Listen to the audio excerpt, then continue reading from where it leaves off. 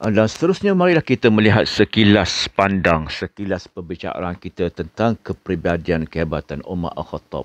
Yang pertamanya kita nak tengok sifat dan wibawanya Umar ini. Dari Muhammad bin Sa'ad, secara ma'ruf dari Ibnu Umar, dia menjelaskan tentang ayahnya. Dia berkata, Umar adalah seorang laki-laki yang berkulit putih kemerah-merahan, berpostur tinggi, mana orang yang tinggi lah. Bahagian depan kepalanya botak. Rambut tak ada sikit bagi kepala kan. Dan rambutnya ditumbuhi uban. Umar pada lihat tu, Umar dalam keadaan usia yang begitu dah matang lah. Salamah bin Al-Aqwa berkata, Umar seorang lelaki kidal. Umar ni seorang lelaki yang menggunakan tangan kiri. Ubaid bin Umair berkata, tingginya Umar di atas rata-rata orang kebanyakan. Tingginya Umar kan. Abu Raja' Al-Atharidi berkata, Umar bin Al-Khattab adalah seorang lelaki bertubuh tinggi, kekar, maknanya badan tough, botak di bahagian kepala, depan kepalanya dan tumbuhi uban, memiliki bola mata merah, mana orang yang nampak macam tegar sekarang gitu. Mukanya, pipinya cengkung dan berjanggut lebat berwarna kemerah-merahan. Dia tidak banyak ketawa, tidak pernah bercanda, bersema-sema kosong lah dengan sesiapa pun. Dan serius dalam urusannya. Ini dalam Ibnu Al-Jauzi, Manaqib Amirul Mukminin halaman ke-13. Ini pada Umar. Orang yang nampak haibah, ada kepribadian kepimpinan yang begitu hebat. Okey, Umar digelar sebagai Al-Faruq dari Ibnu Abbas. Dia berkata, aku bertanya pada Umar, kenapa engkau digelar dengan nama Al-Faruq? Dia pun menceritakan tentang keislamannya. Lalu dia berkata, kami keluar bersama Rasulullah SAW dan dua barisan yang berbentuk lingkaran sampai kami tiba di masjid. Rasulullah SAW menamakanku dengan Al-Faruq. Dari Ayub bin Musa, dia berkata bahawa Rasulullah SAW bersabda, Allah menjadikan kebenaran di lidah dan di hati Umar. Dia adalah Al-Faruq. Dengannya Allah memisahkan dari hak dan batil. Mana Umar ni orang yang tegas dan tahu yang mana hak, yang mana batil. Dari Abu Amru, dia berkata, aku bertanya pada Aisyah, siapa yang menamai ataupun namakan Umar dengan nama Al-Faruq? Dia menjawab, Nabi SAW. Dari Muhammad bin Sa'ad, secara ma'ruf dari Al-Zuhdi, dia berkata, telah sampai pada kami bahawa ahli kitablah yang pertama kali menamai Umar dengan Umar Al-Faruq. Dan kaum muslimin mengambil gelaran itu dari mereka. Tidak ada riwayat disampaikan kami bahawa Nabi SAW yang menyebut nama itu. Ada juga yang kata, dia yang menyebut Umar ni adalah ahli kitab. Okey. Dari Al-Nazal bin Sabrah Al-Hilali, dia berkata, satu hari kami sedang bersama Ali dalam keadaan yang senang, yang relax-relax itu kan. Lalu kami bertanya, wahai Amirul Mukminin, ceritakanlah pada kami tentang Umar Al-Khattab. Ini zaman Sayyidina Ali menjadi khalifah ni, zaman setelah meninggalnya Umar Al-Khattab. Dia dah meninggalnya Osman ni. Dia menjawab, dia adalah orang yang dinamakan dengan Al-Faruq oleh Allah Subhanahu wa taala. Dengannya Allah memisahkan al-haq dan batil. Aku dengar Rasulullah SAW bersabda, ya Allah muliakanlah Islam dengan Umar bin Khattab. Ini dalam Ibnu Al-Jauzi, Manaqib Amirul Mukminin halaman 20. Ada yang kata Rasulullah yang bagi, ada yang kata orang ahli kitab. Kalau Sayyidina Ali, sebenarnya yang memberi nama Al-Faruq ini adalah Allah Subhanahu Wa Taala, kerana kehebatan Umar dalam menegakkan hak dan batil. Sebab itu dia doa-doa Rasulullah berkaitan dengan Umar Al-Khattab, doa kebaikan Rasulullah. Bagaimana pula dengan gelaran Amirul Mukminin? Muhammad bin Sa'ad berkata, ketika Abu Bakar wafat, kaum muslimin berkata, semoga Allah meridainya. Dia dipanggil dengan khalifah, pengganti Rasulullah. Dan Umar dipanggil dengan khalifah Rasulullah. Kaum muslimin berkata, pemimpin setelah Umar akan dipanggil dengan khalifah Rasulullah. Dan seterusnya akan semakin panjang. Sepakati dengan buat satu nama untuk khalifah. Para sahabat Nabi berkata, kami adalah kaum muslimin dan Umar adalah amir pemimpin kita. Maka sejak itulah Umar Al-Khattab dipanggil Amirul Mukminin. Dia adalah orang pertama yang dipanggil dengan gelaran itu. Menambahkan dipanggil khalifah. Tengok Umar takkan nak panggil khalifah kan. Panggillah Amirul Mukminin. Okey, ni cerita tentang zuhudnya Umar Al-Khattab. Dari Mushab bin Sa'ad bin Abu Waqqas, dia berkata, Hafsah putri Umar bin Al-Khattab berkata pada Umar, "Wahai Amirul Mukminin, andai saja ayah mengenakan pakaian yang lebih halus dibandingkan dengan pakaianmu saat ini dan akan makan makanan yang lebih baik daripada makananmu saat ini, bukankah Allah telah melapangkan rezeki dan memberikan banyak kebaikan?" Ni zaman-zaman Islam yang begitu hebat ni kan, mana zaman kemewahan Islam. Umar menjawab, "Sesungguhnya aku akan memusuhimu kalau kau terus mengajukan melakukan itu." Marahnya Umar kan. Umar guna bahasa apa? Bahasa ni, okay, bahasa Arab dah ni. Jangan ganggulah. Perkataan musuh ni bukan musuh bahasa kita. Musuh ni maknanya aku tak sukalah apa yang kau cakap macam tu. Tidakkah engkau ingin ingat bahawa Rasulullah SAW sentiasa hidup sederhana? Umar terus mengingatkan Hafsah hingga akhirnya puteri itu menangis. Lalu Umar berkata kepadanya, "Ingatlah, demi Allah, aku akan menjalani hidupku seperti kehidupan mereka berdua, iaitu Rasulullah dan juga Abu Bakar, yang sederhana. Aku berharap akan mendapatkan kehidupan sejahtera seperti keduanya di alam berikutnya." Ini dalam apa? Manaqib Amir Mukminin, halaman 104 yang ditulis oleh Ibnu Al-Jauzi. Yang seterusnya ialah kerendahan hati Umar bin Al-Khattab. Abu Al-Aliyah As-Sami' berkata, Umar bin Khattab datang ke Al-Jabiyah dengan menaiki ataupun menunggang unta kurus. Dahinya terpancar terik matahari, tidak memakai topi ataupun selendang. Kedua kakinya menggantung di atas tunggangannya tanpa tempat kaki. Dan alasnya adalah kain ambajani dari wool. Ini kain yang simple kan. Jika Umar naik unta, kain itu di tempat duduknya. Demikian juga jika dia turun, kain itu juga jadi alas duduknya. Tasnya terbuka dari kain yang berbulu, dibalut daun kurma. Tas itu adalah tempat barang tempat barang ketika dia naik kenderaan lah. Dan dijadikan bantal ketika dia istirahat. Tas beg kecil yang dibawa tu kan. Umar memakai pakaian yang kasar dari karabis, berjahit dan robek di sisinya. Umar berkata, "Panggilkan kepadaku kepala desa." Para kaum pasukan muslimin pun duduk bersamanya. Umar berkata, "Cucilah pakaianku ini dan jahitlah dan pinjami aku sehelai pakaian." Kemudian dibawakan padanya pakaian dari katun. Khalifah bertanya, "Apa ni?" Maknanya pakaian yang okey lah. Mereka menjawab, "Katun." Umar bertanya lagi, "Apa itu katun?" Setelah dijelaskan, Umar lalu melepas gamisnya. Orang berkata, "Engkau adalah raja bangsa Arab dan negeri ini tidak cocok untuk unta. Maka kenderailah kuda yang berbeza kuda Arab." Maknanya kau ni Umar, kau ni raja dah. Maknanya Amir Mukminin bangsa Arab dah. Naiklah kuda yang bagus kan. Bukan naik unta macam ni. Nama kuda tu dipanggil Barzaun. Barzaun ni asli kuda yang berbeza kuda Arab. Lalu Umar pun membuang kain yang biasa digunakan untuk pelana dan segera naik di atasnya. Namun tiba-tiba dia berkata, hentikan. Aku tidak mengira orang-orang yang mengenderai kuda ni lah sebelum ni." Lalu untanya dibawa kepadanya dan dia pun naiklah kepada untanya. Maknanya Umar, dia naik kuda yang bagus tapi dia fikir balik, tak jadi. Dia kembali balik pada tabiat asalnya, kerana hatinya lah. Dia nak naik untanya yang dulu juga. Ini pun dinukilkan oleh Ibnu Al-Jauzi dalam Manaqib Amirul Mukminin.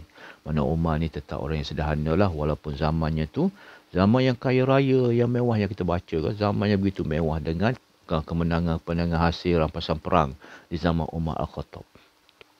Jom kita sambung balik tengok karamah Umar Al-Khattab ni. Orang hebat-hebat ni dia ada karamahnya lah. Diriwayatkan dari Nafi' dari Ibnu Umar bahawa satu hari Umar Al-Khattab sedang berkhutbah di Madinah. Lalu dia berteriak, "Wahai Sariyah, mundurlah ke sisi gunung, mundurlah ke sisi gunung. Orang yang menyuruh serigala untuk mengembala kambingnya, lalu dia telah membuat zalim." Seorang berkata, "Umar, engkau menyebut Sariyah, padahal Sariyah tu tempat tu berada di Iraq, sedang berperang melawan Persia." Umar sebut pada tentera itulah. Tentera tu sedang berada di Iraq, sedang menyerang, berlawan dengan Parsi. So, orang-orang yang berkata kepada Ali, tidak engkau akan mendengar perkataan Umar, wahai Sariyah. Pada Isa berkhutbah, Ali menjawab, cakaplah engkau, biarkanlah Umar. Apabila dia melakukan sesuatu, pasti ada alasannya.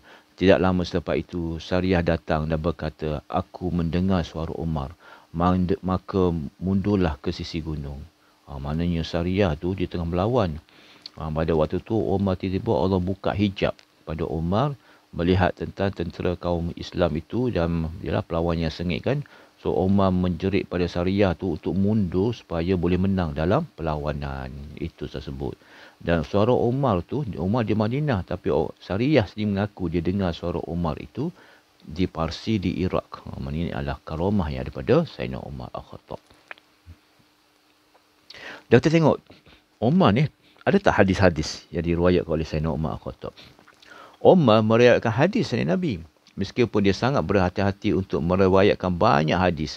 Baqi bin Makhlad menyebutkan 537 hadis berasal dari Umar. Sibuk-sibuk Umar pun tengok hebat je kan. Abu Nu'aim Al-Asbahani menyatakan bahawa Umar meriwayatkan pada Rasulullah SAW berupa matan dan bukan jalan hadis sebanyak 200 hadis lebih. Umar ni dia riwayat yang berdasarkan dari matan lah.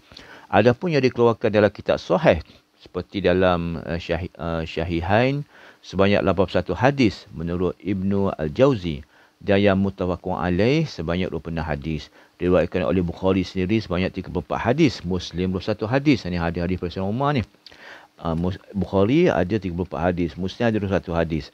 Ibnu Al-Jauzi berkata, kau telah bahawa buku kami ini, Manaqib Amirul Mukminin, kami susun untuk menjelaskan tentang adab-adab dan hal-hal berkaitan dengan beliau.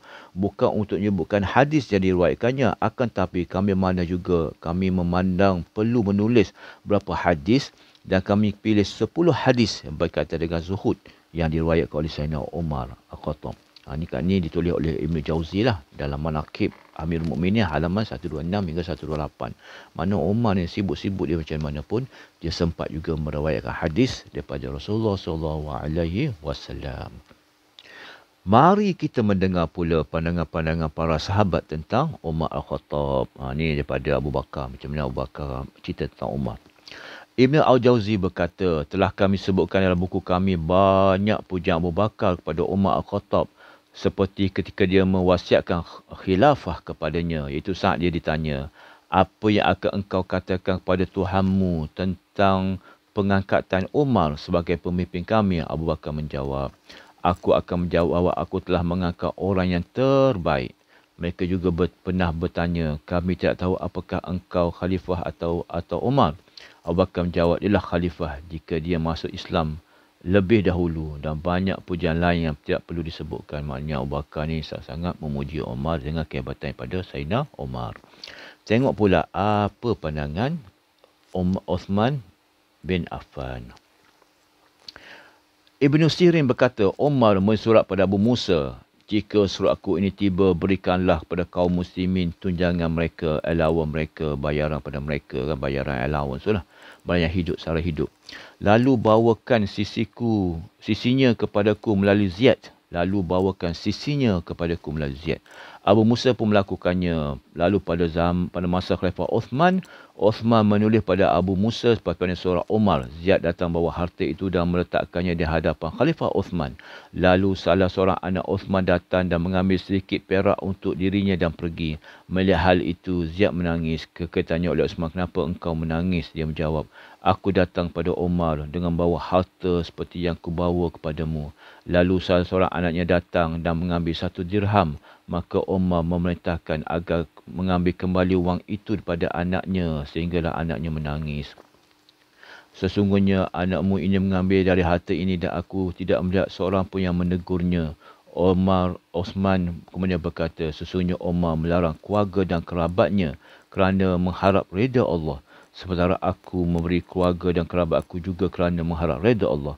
Engkau tidak dapat mendapatkan seperti mana Umar. Engkau tidak akan mendapatkan yang seperti Umar. Sesungguhnya engkau tidak akan menemukan orang seperti Umar. Dari Ismail bin Abu Khalid, dia berkata, aku yang berkata pada Osman, mengapa dia tidak menjadi seperti Umar? Osman menjawab, aku tidak sanggup menjadi seperti Luqmanul Hakim. Mana Umar ni disamakan seperti Luqmanul Hakim lah. Orang yang akan menegur anak, akan bercerita tentang adab kan.